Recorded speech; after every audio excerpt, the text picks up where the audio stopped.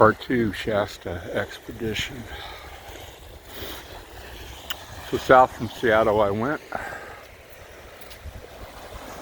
Intention of going back to the place where I found the tracks in the snow a few weeks earlier. This is now beginning of July. So south I went, camping again.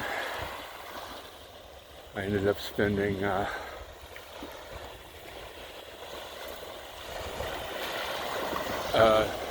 great evening with an old friend from Susanville. Camped at Caribou Wilderness, east side of Alaska Park. At this point I want to be alone and work on concept art. Caribou had too many people for my liking, though it's a beautiful place and have camped at before. Great fishing, though I wasn't fishing.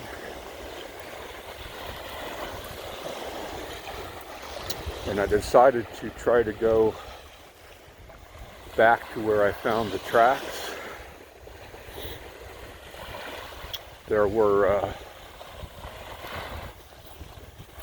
some people camping at the lake, which I could get to. Snow was gone. But again, there's too many people there for my liking. You know, this place is very remote. And for some back information on this lake, my friends and I, in the past, have heard things, wood knocks, screams, yells, that obviously we can't explain. I'm going to sit here in the sun while we have sun. Oh.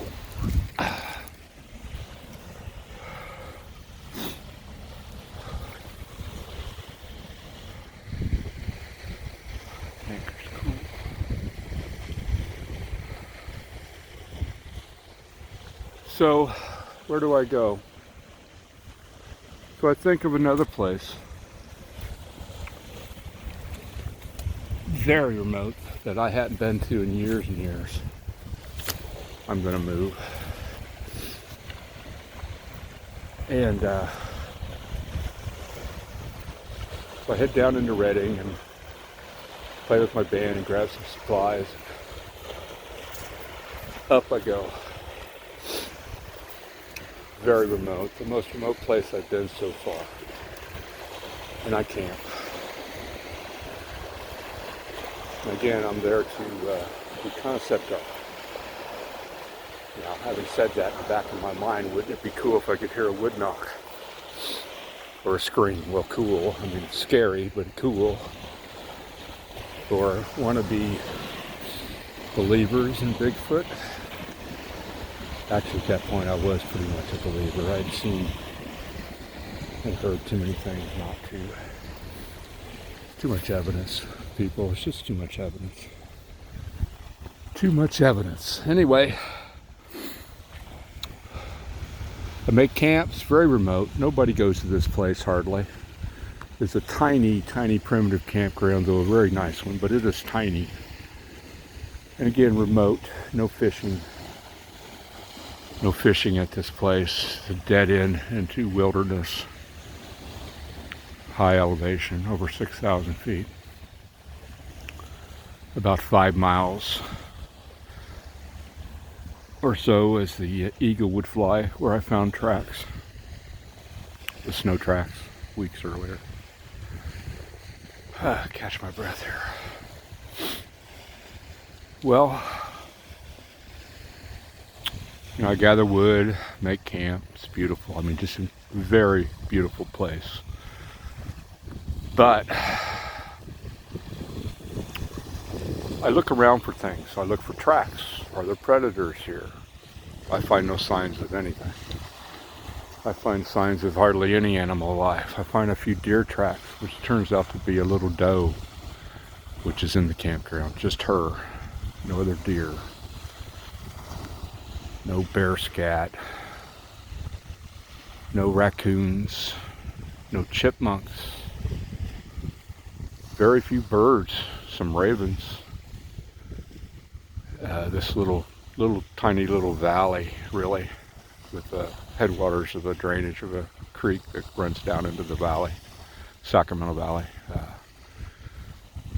So pretty high up into this tiny little drainage valley, but there's just nothing there. It's just quiet, kind of creepy quiet.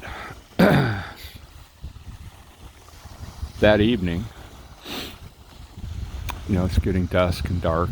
The sky's still a little light, but if you've ever camped, it gets pretty dark in the trees, underbrush and stuff. Across from me in 150 yards is a beautiful meadow. Just beautiful. We'll be taking a lot of photos and videos of it coming up.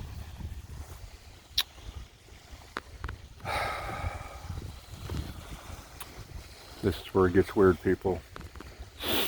Something comes out the top of that meadow and screams and yells, barks at me. A minute or so later, tremendously loud crashing, banging, breaking. Something loud, something big, something pissed off. Now, I don't scare easy. Again, I solo camp, primitive camp, in the back of nowhere. Doesn't bother me. Talking about the tranquility of the Rogue River camp with my son a few weeks earlier. Not here, not now. A minute or so after that breaking and snapping, that little dry creek bed, which is about 40 feet in front of me, it's a couple of feet wide at this point. There's water in it in places, but it's drying up in places. Rocks scatter, pebbles scatter, kicked, and I can't see what it is.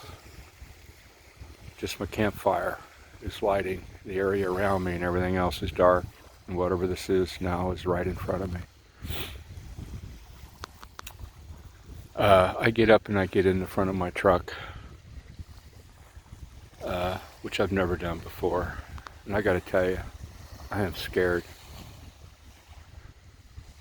I spend a very uncomfortable, not that the seat isn't comfortable, nerve-wracking night. Next day, I get up and I search the area. And at the other end of the campground, where there is a spring coming out of the ground, a pipe actually with cold water. In the dirt down there, I find a 15-inch track with toes that's wide and deep, fresh. I wear size 13 boots, which means my foot is 14 inches long in the boot. This foot is 15 inches long. I take numerous photos, video, and as you can imagine, my train of thought is now shifted from concept art for a live action fantasy series to what have I stumbled into? I do get around to getting work done that day, but I do start looking around for tracks, and I do find some more tracks, but nothing like that incredibly fresh dirt track. That evening, coming back to the day now, that kind of dread vibe is heavy. It feels like you're being watched. That evening, dusk comes around and the exact same thing happens. Something comes out at the top of the meadow and screams and yells, more like a bark. No crashing and breaking, no creek rocks being kicked. I end up sleeping in my camper shell where I usually camp, sleep, back of my truck. And nothing happens the rest of that night.